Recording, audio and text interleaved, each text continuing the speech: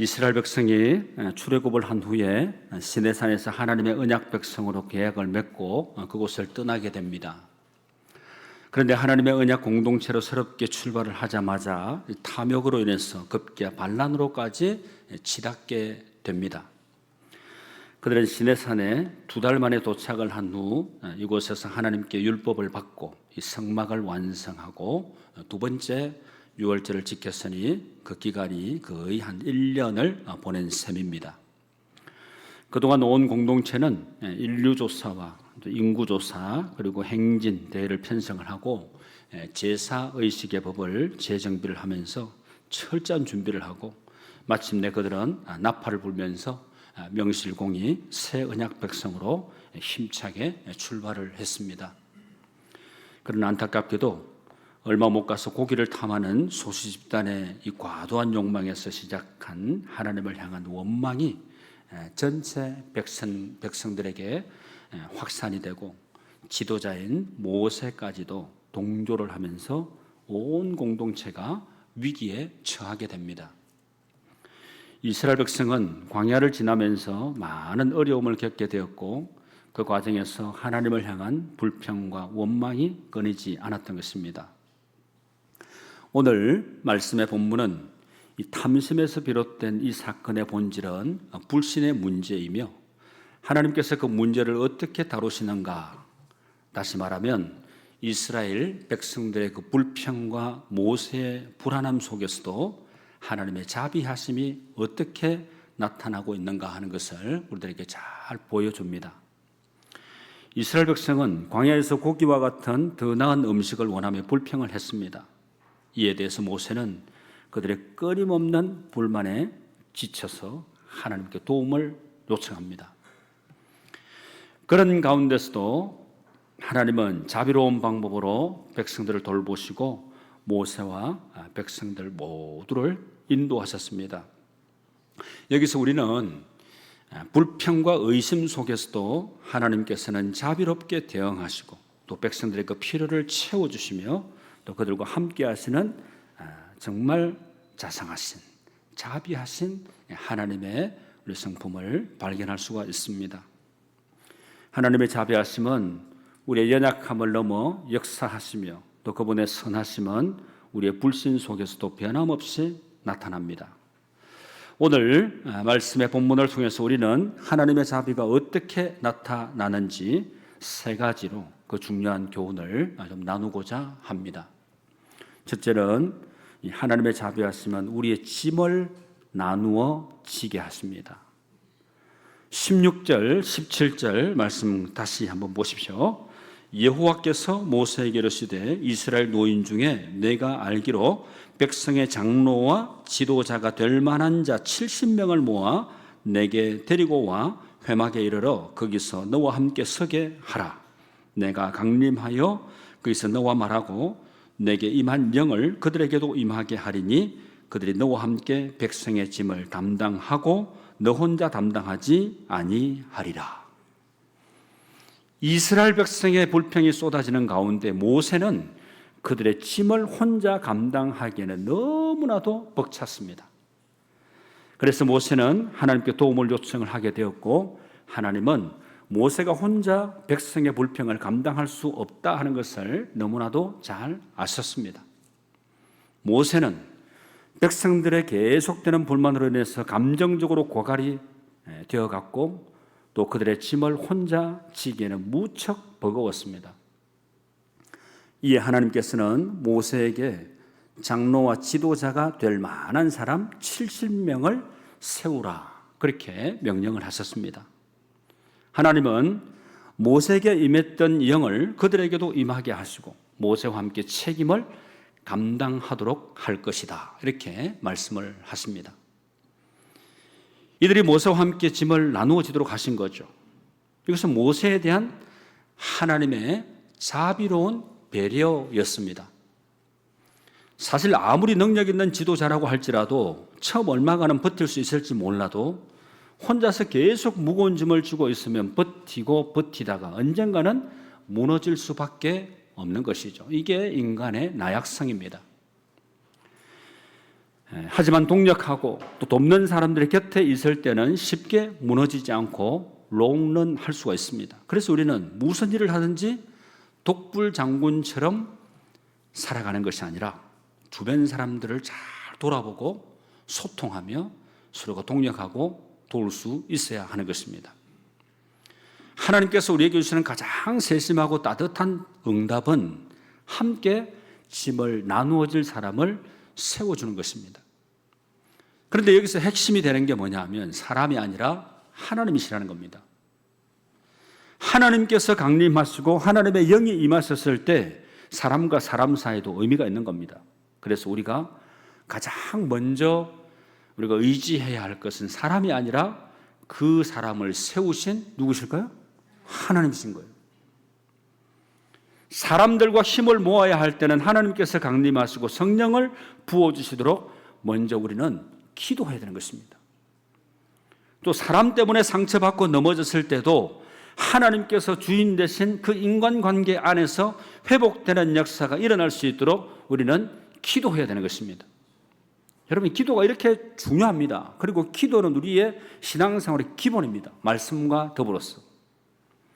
여러분, 지난 주일날 우리가 합심 중보 기도 제목 나라를 위해서는 계속 같이 하고 있고, 그 다음에 선교지를 위해서 선교사님들을 위해서 기도하고 있고, 그리고 지난주에 뭘 기도했냐면 총회를 위해서 기도했습니다. 여러분, 총회가 은혜 가운데 성총회로 시작이 되고 마쳐지게 해달라고 기도 같이 항상 했지 않습니까? 하나님은 우리의 기도를 들어주셨습니다. 얼마나 염려스럽고 걱정스러운 그런 총회 전에 상황들이 많이 벌어졌었습니다. 그런데 하나님은 자비로우신 하나님이시다 하는 것을 다시 제가 보고 고백을 하고 또 깨닫게 되는 그런 기회였습니다. 하나님은 결코 그 죄악을 좌시하지 않으시고 그 죄악이 더러운 것이 거룩한 곳에 공존하는 것을 결코 허용하지 않으시는 하나님이신 것을 보게 되는 겁니다. 혹 이 시간 하나님을 예배하는 이 예배 공동체 안에도 정말 우리가 이전에는 신령과 진정으로 예배자의 마음이 그래야 된다 그랬죠. 지금 세 번역에는 영과 진리로, 신령과 진정으로 예배하는 그런 마음의 자세가 아니라 내 마음이 혹은 이곳이 아니라 다른 곳에 가 있거나 하나님에 집중하는 그 마음이 아니라 다른 곳에 내 마음이 빼앗겨 있거나 하는 그런 마음은 하나님께서는 결코 기쁘게 받으시지 않는다는 거예요.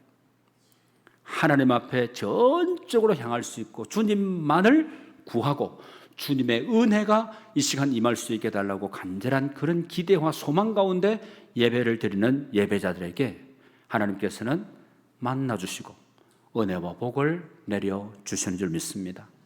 여러분, 이 자리가 하나님의 은혜로 가득 채워져서 성령의 충만한 그런 우리의 예배 자리라 하는 것을 고백하게 될 때 하나님을 예배하고 싶어서 이 주사랑교회에 찾아오는 많은 발걸음들이 이어질 수 있게 되기를 축복합니다. 여러분, 일부 예배도 새롭게 등록하신 분이 계셨어요. 목사님, 등록 안 하고 너무 오래 다니니까 목사님한테 너무 죄송하다 그러더라고요.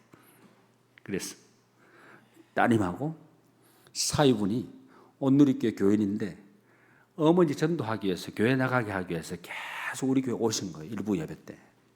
그리고 마치고 나면 그분들은 온누리교회 가서 동부 이촌동에 온누리교회 가서 예배를 드립니다. 권사님이죠, 딸이. 그 어머니가 어디 사시냐? 지책에 우리 동네 이장님 사시는데 이 집에 여기 사십니다. 네, 등록을 하셨어요. 그리고 오늘 2부 예배도 등록하실 분이 오셨어요. 우리가 전도를 안 하니까 하나님이 보내주시더라고요. 여러분, 우리가 전도 안 할 때 새 가지고 등록하시면 여러분, 저는 이런 생각을 해봤어요. 야, 내가 전도 안 하니까 한 영혼이 귀한지 안 영혼 안 귀한지 그 잘 모르는 경우가 있겠구나 하는 생각이 들어요. 내가 전도하면 어떻습니까? 그분이 정착 잘하고 신앙생활 잘할 수 있도록 계속 도와주고 섬겨주고 하겠죠, 따라다니면서. 그런데 스스로 등록하고 다니니까 아무 신경 안 써요. 오늘 제가 왜 이 말씀 전하면서 이 말씀을 드리냐 하면, 여러분 정말 다시 한번 한 영혼에 대한 그 소중함을 다시 한번 우리가 경각심을 가지고 일깨웠으면 좋을 것 같고, 그리고 내가 전도를 하지 않았는데도 불구하고 이 분이 와서 예배자로 등록을 하고 우리 교회에서 함께 신앙생활을 하게 되었다는 것, 이건 전적으로 하나님의 은혜인 거예요. 하나님의 은혜에 감사하시길 바랍니다. 그리고 내가 항상 그냥 하나님의 은혜만 받고 살아가는 사람이 아니라 하나님의 은혜를 내가 고백할 수 있는 그런 삶을 살아갈 수 있도록 내가 움직이고 내가 열매를 맺는 데 생명의 구원의 열매가 맺혀지는 데 귀하게 도구로 쓰임받을 수 있게 해달라고 기도하시고 내가 그런 삶을 살아갈 수 있는 그런 마음의 결단이 일어나는 이 시간이 될 수 있기를 바랍니다. 여러분, 하나님의 자비가 우리의 한계를 이해하고 돕기 위해서 먼저 다가오시는 모습을 오늘 본문을 통해서 우리가 잘 보게 됩니다. 어느 작은 교회 목사님의 이야기입니다. 그 교회는 성장이 빠르게 이루어졌습니다. 하지만 목사님은 교회 모든 일을 혼자 맡다 보니까 몸과 마음이 지쳤습니다. 어느 날 그는 하나님께 간절히 기도하면서 도움을 구했습니다. 그리고 그 후로 교회에서 자발적으로 봉사하겠다는 성도들이 세워지게 되었고, 그리고 그 교회 분위기는 굉장히 뜨거워지게 되었습니다. 그들은 목사님과 함께 교회의 다양한 사역을 나누어서 감당하기 시작을 했습니다. 그 순간 목사님은 하나님의 자비하심이 사람들을 통해서 자신의 짐을 들어주셨다 하는 것을 깨닫게 되었다 그럽니다. 여러분, 이 고백은 제가 지난 주간에 우리 교회 찾아오신 목사님 사모님 이야기를 들은 이야기입니다. 여러분, 그렇습니다. 하나님께서는 우리가 감당할 수 없을 만큼 무거운 짐을 혼자 지고 가는 것을 결코 원하지 않으십니다.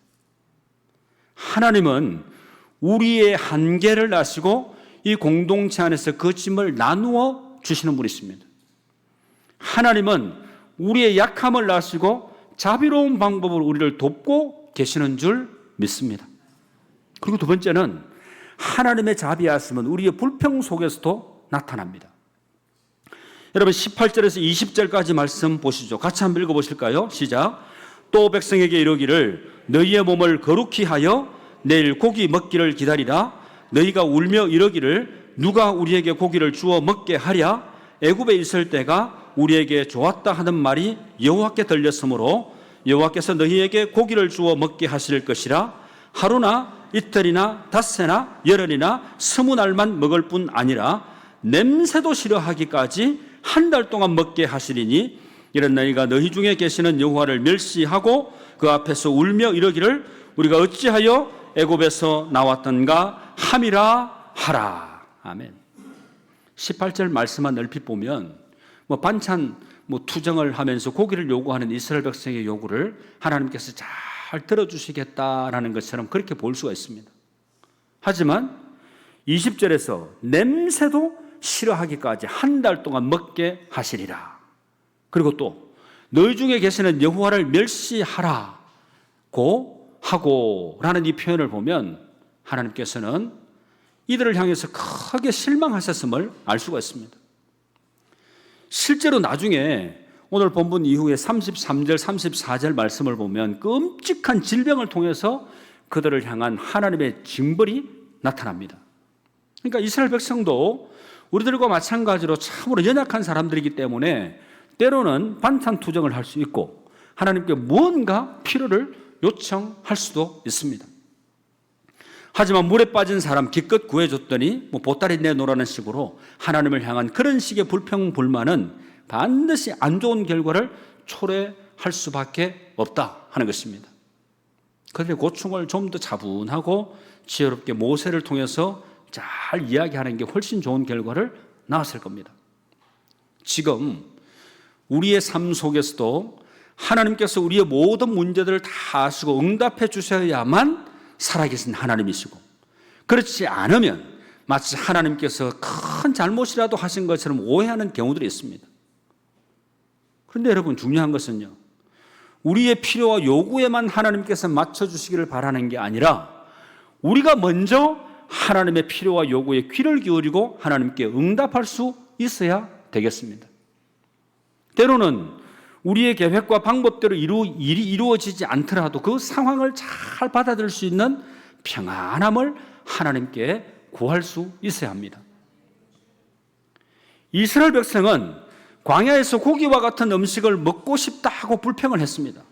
그들은 이집트를 떠난 것을 후회를 하면서 하나님을 향해서 원망을 했습니다. 그러나 하나님은 그들의 불평과 원망에도 자비롭게 응답하셔서 그들에게 고기를 주시겠다고 약속하십니다. 비록 그들의 마음이 교만하고 불신앙적이었지만 하나님은 그들에게 자비로운 분이셨습니다. 그렇습니다, 여러분.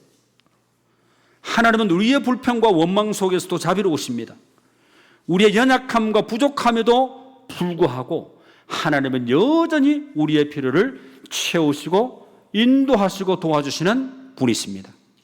우리가 하나님을 이해하지 못하고 불평할 때조차도 하나님은 자비롭고 사랑으로 우리를 돌보아 주십니다.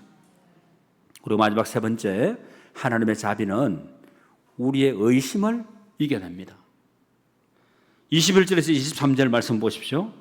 모세가 이르되 나와 함께 있는 이 백성의 보행자가 60만 명이온데 주의 말씀이 한 달 동안 고기를 주어 먹게 하겠다 하시오니 그들 위하여 양떼와 소떼를 잡은들 조카오며 바다의 모든 고기를 모은들 조카오리이까. 여호와께서 모세에게 이르시되 여호와의 손이 짧으냐 내가 이제 내 말이 내게 응하는 여부를 보리라. 아멘. 이런 말씀을 우리가 읽고 묵상을 하다 보면 참 내 가슴에 강하게 부딪히는 그런 말씀들이 있을 수 있습니다. 강하게 부딪힌다는 말이 무슨 말입니까? 내가 동의를 한다는 거고, 그리고 야, 지금 내 심경의 상태 너무나 정확한 말씀이다. 이런 말씀으로 딱 받을 때 이게 반응이 금방 오는 거죠. 나는 너희들의 하나님이 되고 너희는 나의 백성이 되리라. 지금 새벽에 예레미야서의 말씀을 계속 묵상을 하고 있는데요. 예레미야서의 말씀에 29장, 30장, 31장까지 말씀이 석장에 걸쳐서 똑같은 말씀이 그렇게 문구가 나와요. 여러분, 왜 똑같은 말씀을 그 3장에 걸쳐서 똑같은 말씀을 반복해서 얘기를 할까요?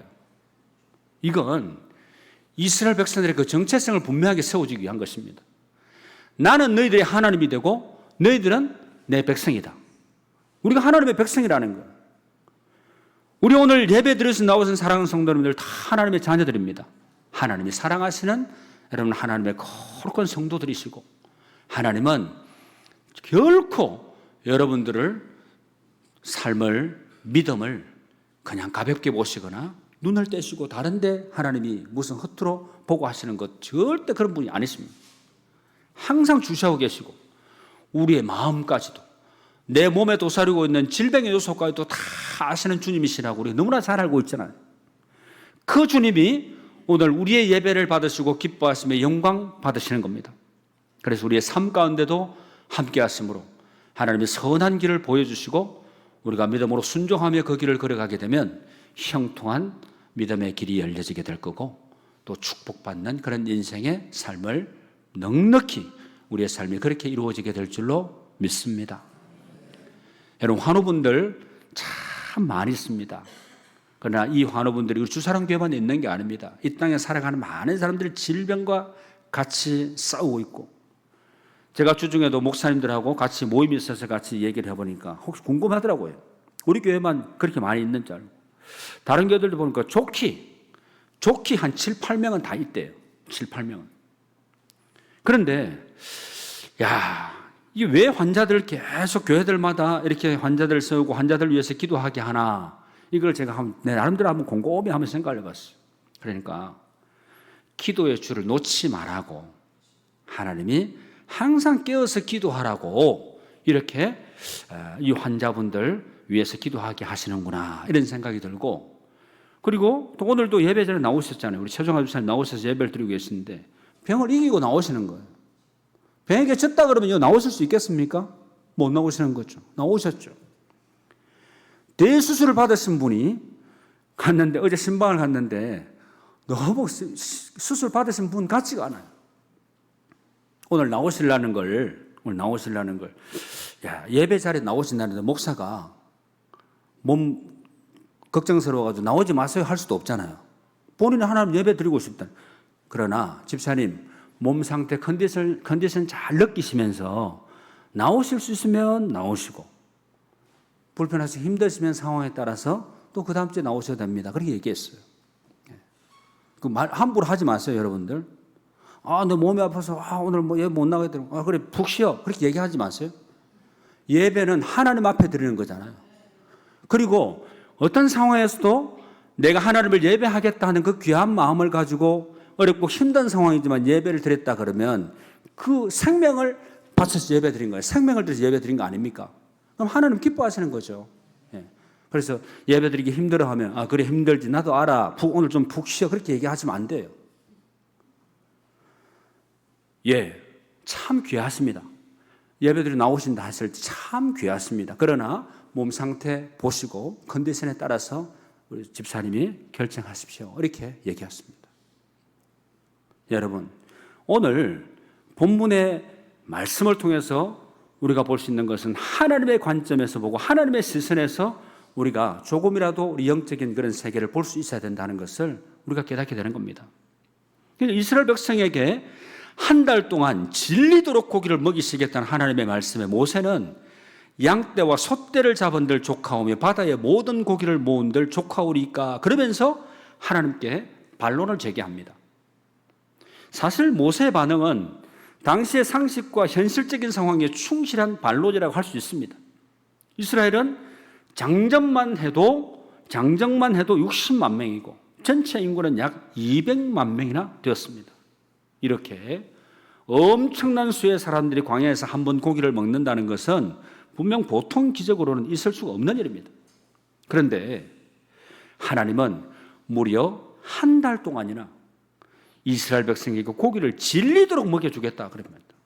모세의 이성적인 그 사고로는 하나님께서 어떻게 하실지 도저히 이해가 잘 안 되는 상황인 거죠. 모세의 반론에 대해서 하나님께서는 여호와의 손이 짧으냐라는 질문을 던지십니다. 여기서 여호와의 손은 하나님의 능력을 나타내는 표현입니다. 그러니까 손이 짧다는 것은 능력이 없다는 것을 의미하는 거죠. 그런데 하나님께서는 지금 모세에게 지금까지 내가 너에게 보여주고 경험하게 했던 수많은 기적들이 있었는데 정말 내가 그만한 능력이 없어 보이냐라고 모세에게 다시 물으시는 겁니다. 여러분에게 이렇게 물으셨다면 여러분 어떻게 대답하시겠습니까? 이스라엘의 출애굽은 전적으로 전능하신 하나님의 능력으로 이루어진 놀라운 구원의 사건이었습니다. 하나님께서는 강한 손과 편팔로 이적과 기사를 행함으로 이스라엘을 애굽에서 구원하셨습니다. 그리고 홍해에서는 애굽의 군대를 바다에 수장시킴으로 하나님의 능력을 나타내셨습니다. 이뿐만 아니죠. 하나님께서는 광야에서 매일같이 만나를 내려주시고 반석에서 물을 내심으로 이스라엘 백성의 배고픔과 목마름을 함께 해소시켜 주셨습니다. 그리고 이스라엘을 아말렉의 공격으로부터도 구원해 주셨습니다. 지금까지 하나님의 이러한 놀라운 능력의 하나님이었습니다. 하나님께서 모세에게 던지신 여호와의 손이 짧으냐라는 질문은 어떤 의미겠습니까? 모세가 다시금 하나님의 능력을 상기해보고 하나님을 온전히 신뢰하기를 원하신다 하는 그런 중요한 질문인 겁니다. 어쩌면 우리들도 눈을 들어 하나님만을 바라보지 못하고 지금 우리들의 처한 현실적인 상황만을 바라본다면 모세와 똑같은 그런 반응을 보일 수가 있습니다. 하나님의 능력을 우리의 이성 안에 가두어 버리고 스스로 단정 지을 때가 있습니다. 하나님의 능력을 마음대로 재단해 버리기도 합니다. 분명한 것은 우리의 생각으로는 할 수 없다고 하나님도 하실 수 없다는 생각은 불신앙의 모습인 겁니다. 하나님의 능력은 결코 인간의 이성 안에만 머무를 수 없기 때문인 것입니다. 여러분 믿으십니까? 여러분, 우리가 신앙생활 해가면서 때로는 어려운 때도 있을 겁니다. 좋은 때에 비하면 어려운 때가 분명히 있습니다. 넉넉할 때가 있는가 하면 넉넉할 때를 생각해 보면 우리가 부족하고 정말 간당간당하고 이렇게 우리의 상황이 우리의 지금 형편이 그렇게 보일 수도 있을 때도 분명히 있을 겁니다. 하나님은 지금도 우리에게 여호와의 손이 짧으냐라고 물으십니다. 우리가 상황에 따라서 하나님을 향한 태도가 바뀔지는 몰라도 여호와의 손은 결코 짧아지지 않는다는 겁니다. 그래서 우리는 어떤 상황 속에서도 우리를 위해 일하시는 하나님을 끝까지 믿고 신뢰할 수 있어야 하겠습니다. 우리의 도움은 천지를 지으신 여호와에게서 오기 때문에 눈을 들어 하나님만을 바라볼 수가 있어야 됩니다. 여러분, 하나님은 모세의 의심에도 불구하고 여호와의 손이 짧으냐라고 응답하시면서 하나님의 능력이 제한되지 않음을 보여주십니다. 여러분, 우리의 믿음이 담겨져 있는 하나님의 능력을 내가 신뢰하는 그런 우리의 믿음의 마음을 담아서 여러분 한번 따라해 보실까요? 여호와의 손이 짧으냐? 점점점 한다 그러면 점점점에 뭐가 여러분 덧붙일 수 있겠습니까? 결코 하나님의 손은 짧지 않았습니다. 하나님은 우리의 의심과 불신 속에서도 자비로우시고 그분의 능력을 나타내어 보이십니다. 우리 하나님 아버지의 손은 결코 짧지 않았습니다. 할렐루야. 그러므로 여러분, 우리는 때때로 상황이 너무나 어려워 보일 때 하나님을 의심할 수 있지만 하나님은 그러한 의심을 초월해서 우리의 필요를 채우시는 분이심을 확신하며 전적으로 의뢰하는 믿음의 성도님들이 다 되시기를 주님의 이름으로 축복합니다. 말씀을 맺습니다. 오늘 말씀을 통해서 우리는 하나님의 자비하심이 우리의 삶 속에서 어떻게 나타나는가 하는 것을 배우게 됩니다. 첫째는 하나님은 우리의 짐을 나누어 주시는 자비로우신 분이시라는 겁니다. 그리고 두 번째는 하나님은 우리의 불평 속에서도 자비롭게 우리의 필요를 채워주시는 하나님이십니다. 그리고 세 번째는 하나님은 우리의 의심을 초월하여 자비롭게 역사하시는 하나님이시라는 겁니다. 우리가 믿음으로 하나님께 나아가게 될 때 그분의 자비하심을 경험하고 그 사랑을 다른 사람들과도 나누는 믿음의 사람들이 다 되시기를 주님의 이름으로 축원합니다. 기도드리겠습니다. 자비로우신 하나님, 오늘도 우리의 연약함과 불평 속에서도 여전히 자비로 대하시는 하나님을 찬양합니다. 주님, 저희들 탐욕의 굴레에서, 소유의 굴레에서, 비교의 굴레에서, 불평과 원망의 굴레에서 자유하게 하여 주시옵소서. 우리가 때로는 이스라엘 백성처럼 원망하고 모세처럼 의심할 때도 있지만 하나님의 손길은 언제나 우리와 함께 하심을 믿습니다. 우리의 모든 필요를 아시고 우리의 한계를 이해하시며 항상 우리를 도우시기 위해 사랑과 은혜를 베푸시는 하나님을 전적으로 신뢰하며 믿음으로 나아가게 하여 주시옵소서. 예수님의 이름으로 기도하옵나이다. 아멘.